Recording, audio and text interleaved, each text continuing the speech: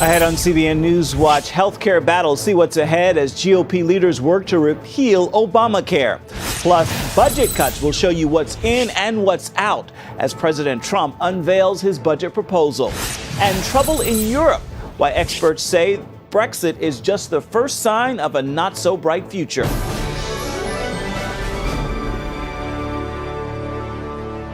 And thank you so much for joining us for CBN NewsWatch. I'm Ephraim Graham. The House Budget Committee voted narrowly to advance the Republican health care bill. The measure is President Trump's campaign promise to repeal Obamacare. Here's Charlene Aaron. The House voted Thursday 19-17 to advance the GOP health care bill, with Democrats unanimously voting no. President Trump promised to repeal and replace Obamacare on the campaign trail, and he praised the Republican alternative earlier this week. It provides tax credits to people to purchase the care that is rightfully theirs. House Speaker Paul Ryan says the House leadership bill offers better opportunities for health care. For families, this means lower costs. It means more choices. It means a more vibrant marketplace where insurance companies compete against each other for your business, not some monopoly. But some conservative Republicans have issues with the plan, saying it doesn't go far enough in undoing Obamacare. The president is reportedly willing to tweak the bill to help reassure those conservatives. And Ryan says the president is helping to bridge the gaps among various GOP factions. So we're working hand in glove, listening to the concerns of our members. The president of the United States is the one who's bringing people together, sitting around a table, hashing out our differences so that we can get to a consensus document. And President Trump says, quote, "We're going to arbitrate. We're going to all get together. We're going to get something done."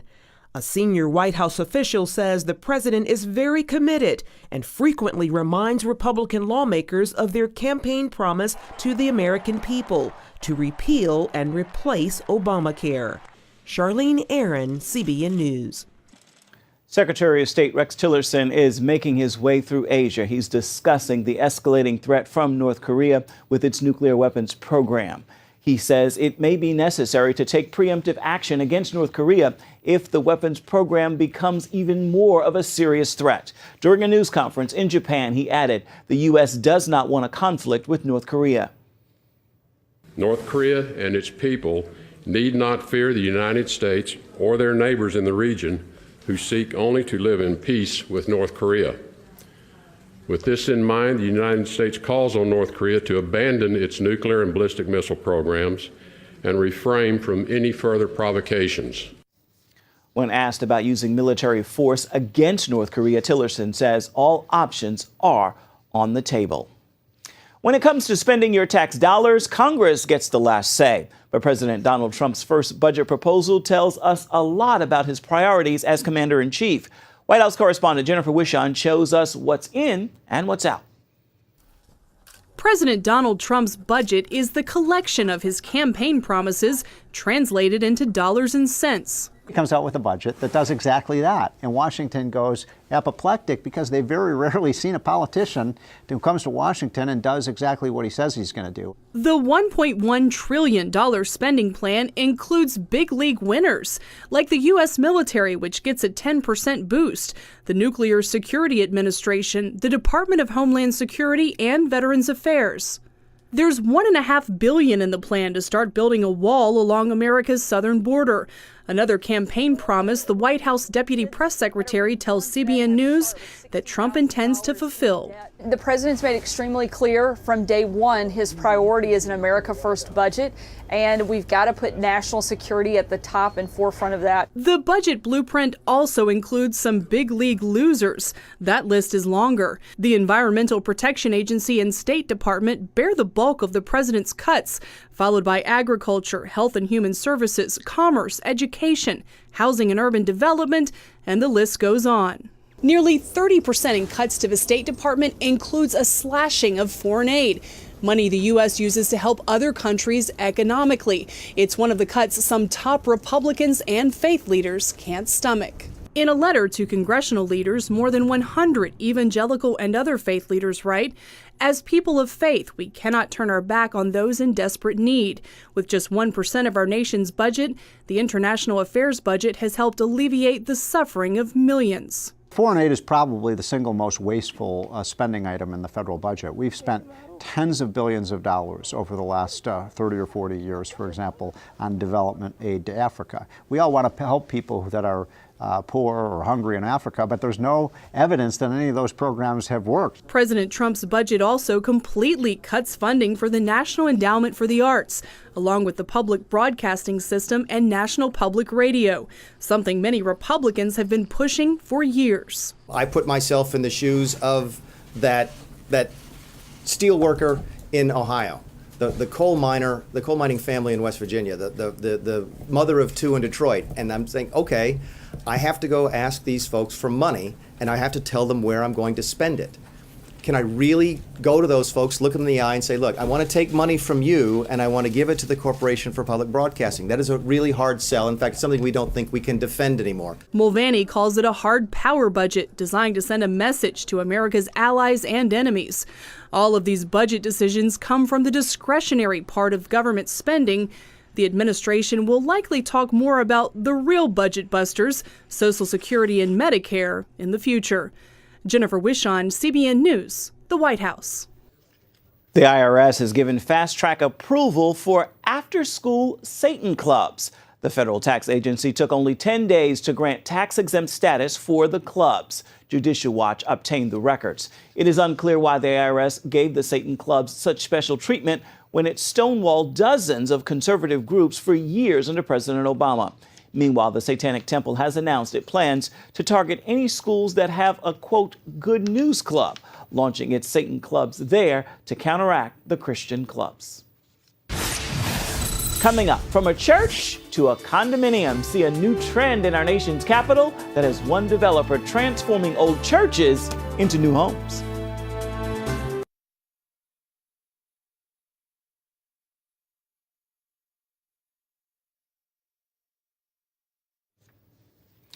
A Washington, D.C. developer's prayers are being answered. He is transforming historic churches into condominiums. CBN's Ben Kennedy takes us inside the one-of-a-kind apartments in the heart of our nation's capital.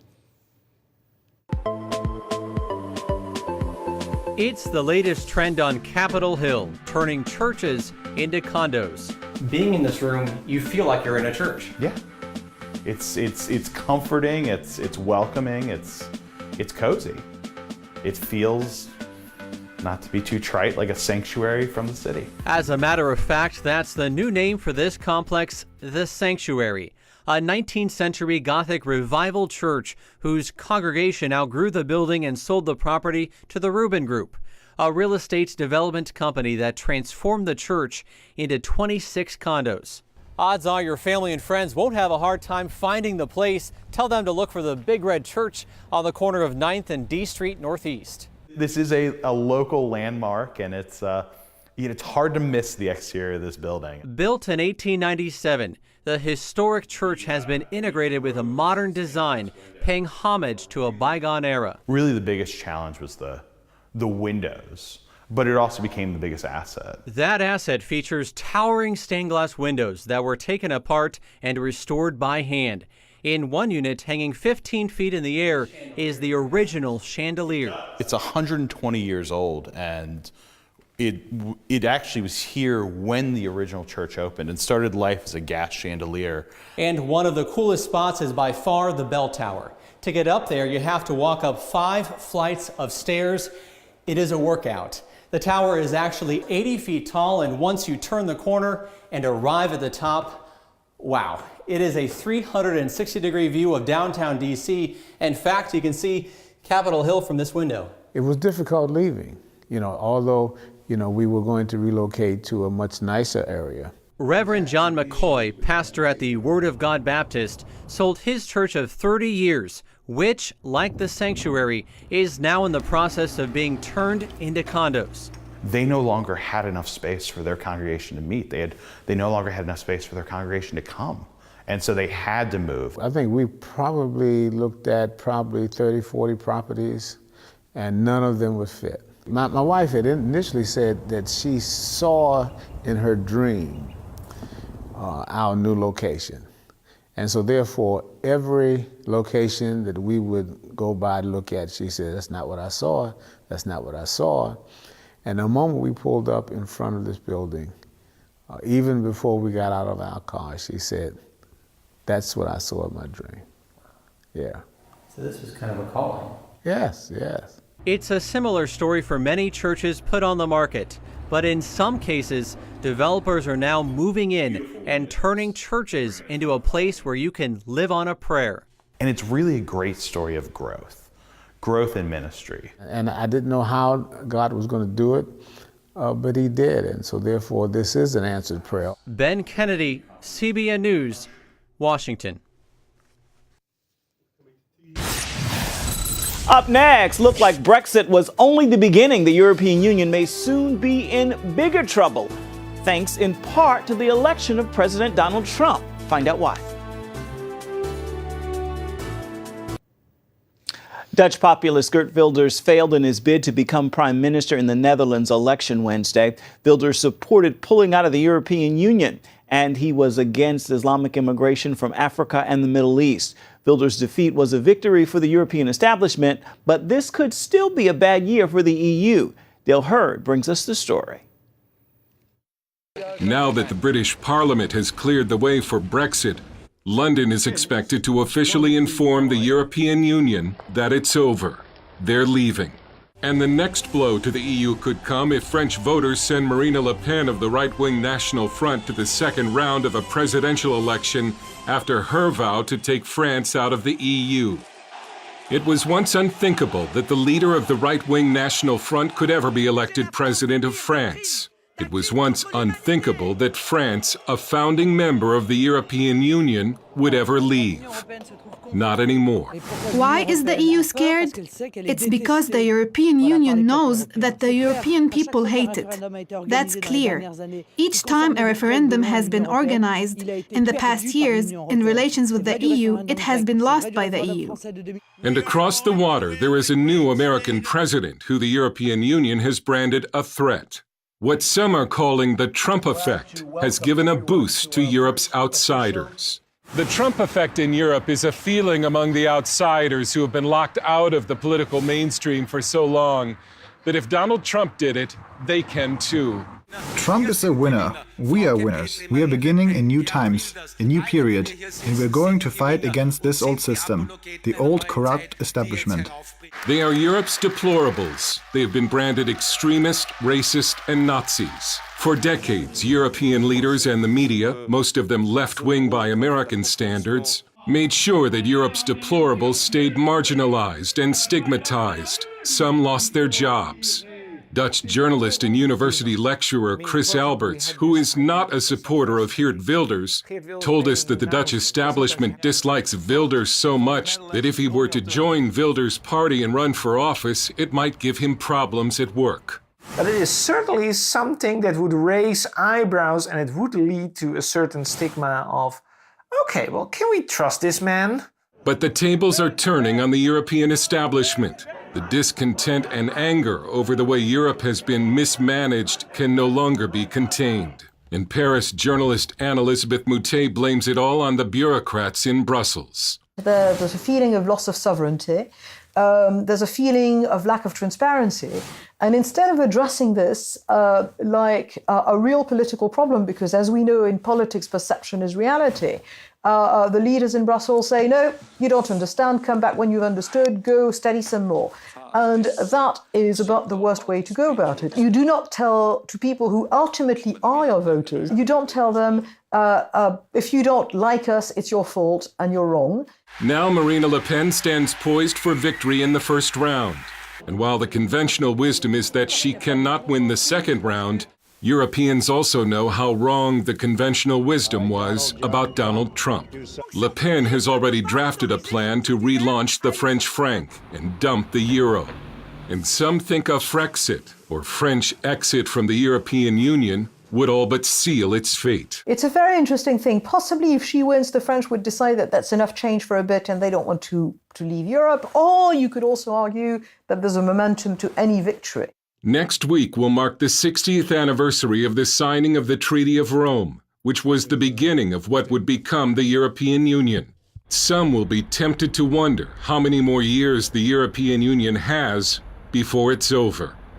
Dale Hurd, CBN News, in Paris and The Hague, Netherlands. You may remember the expression, all the tea in China. Well, that is because tea has a long history in the country. But lately, more and more Chinese people are turning to a different drink, coffee. And it looks like it could take the nation by storm. Gary Lane has that story.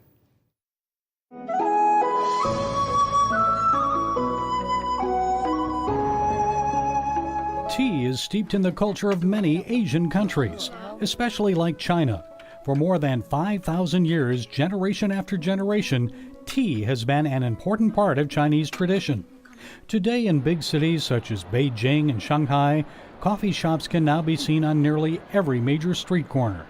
These shops are not just selling drinks. For many Chinese millennials, socializing on coffee shop couches is a new way to enjoy life. I normally stay at the coffee shop. While I drink coffee, I enjoy the quietness here. It's a good way to take a break from all the noises. I can read my book without interruption. Many young Chinese people drink coffee socially when meeting with friends. In fact, many foreign coffee companies have already figured out creative ways to attract more Chinese consumers. The shops are uniquely designed, combining coffee with traditional Chinese cultural decor. In 2010, Starbucks dominated Chinese coffee sales with a 66% market share. According to one report, people in China drank roughly 45,000 tons of coffee in 2006. Some analysts predict the number could reach 300,000 tons annually by 2020. Coffee is still a relatively new beverage of choice for China's tea-drinking population. Sweet, milky coffee drinks like mocha and lattes are the most popular. Local coffee shop owners say, while young people enjoy the aroma and flavor of coffee, they also know it has health benefits. Younger coffee drinkers today know a lot more about coffee.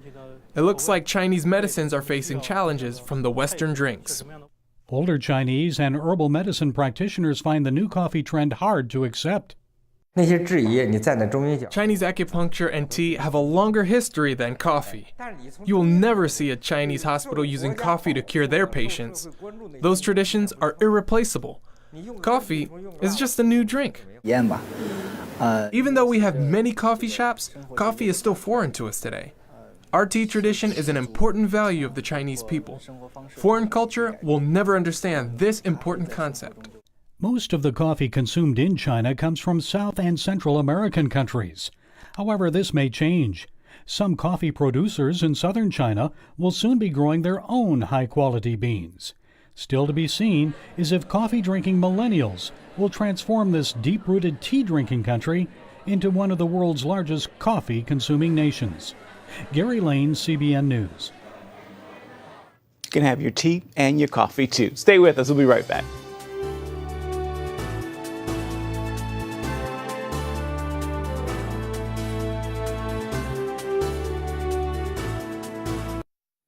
Are you looking for good entertainment this weekend? Wondering what you should or shouldn't see? We've got your family-friendly movie reviews right here. Our friends at Plugged In Online bring us this review of the new film, Beauty and the Beast. Take a look.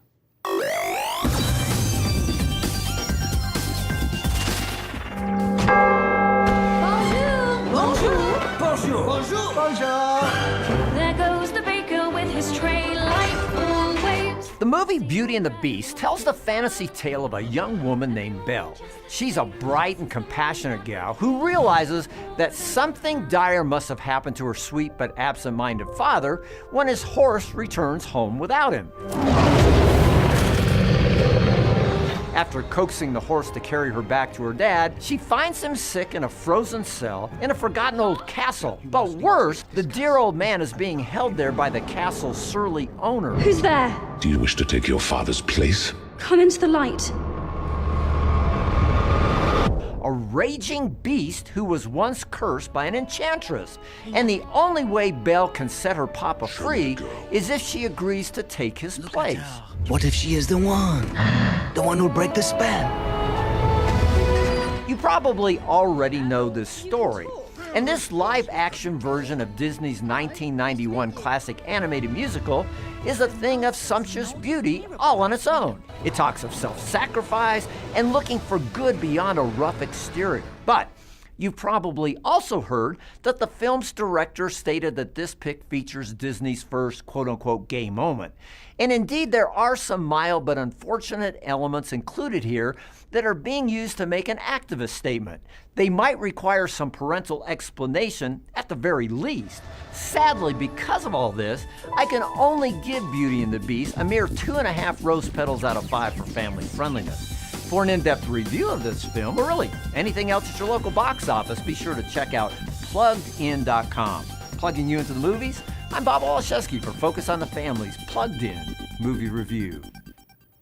Well, it's time now for your Friday Faithful, and today I want to leave you with this thought. As believers, we often say we have the mind of Christ, but the question is, how often are you truly using it? His mind is full of faith and has no fear. His mind is full of love and patience as well as understanding.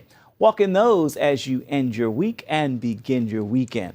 And be sure to make this a fabulous Friday. That is going to do it for this edition of CBN NewsWatch. We thank you so much for watching. Remember, you can always find more of our exclusive coverage of the issues you care most about at cbnnews.com. We'd love to hear what you think about all the stories you've seen here today. You can do that by emailing newswatch@cbn.com. You can also reach out to us on Facebook, Twitter, and Instagram. We would love to hear from you. Once again, thank you so much for your time. Have a fabulous Friday and a wonderful weekend. We'll see you right back here, same time and same place, come Monday. Goodbye and God bless.